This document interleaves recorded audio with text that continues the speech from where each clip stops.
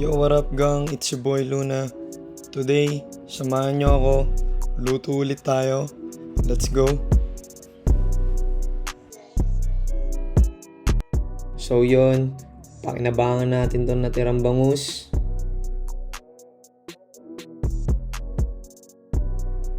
Titimplahan ko lang to ng magic sarap at onting paminta.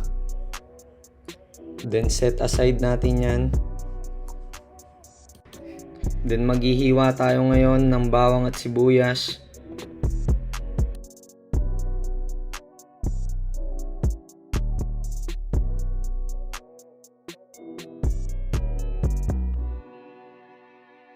So yun, pagtapos natin maghiwa, gawa naman tayong sauce. Lagyan natin ng toyo, kalamansi, oyster sauce, paminta, konting magic sarap lang ulit, sabay konting asukal, kung meron kayong asukal na brown kayo na bahala, at cornstarch. Ngayon naman piprito na natin yung bangus. Nilagyan ko yan ng konting harina para hindi dumikit, para sigurado hindi madudurog.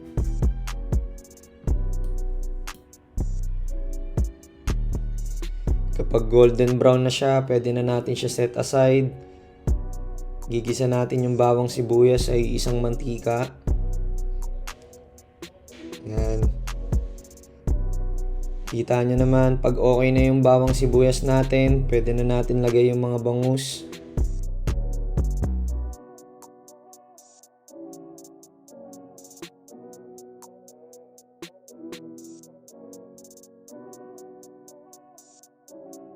At ilalagay na rin natin yung ginawa nating sauce.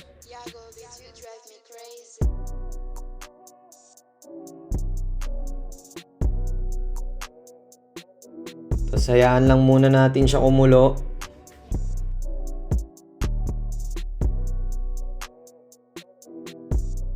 At yun, kita nyo naman ang ating finished product.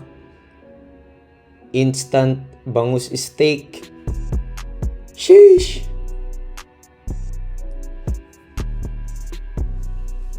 So ano pa nga bang gagawin natin dito gang? Kain tayo. Kita nyo naman, mas maraming sibuyas, mas solid.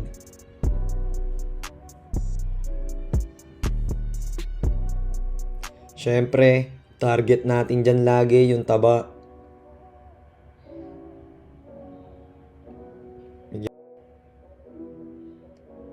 Sheesh! So yun, maraming salamat sa panonood. Please subscribe, like, and follow ang ating mga social media accounts. Stay tuned sa susunod na food trip series at sa ating new arrivals. Keep safe y'all!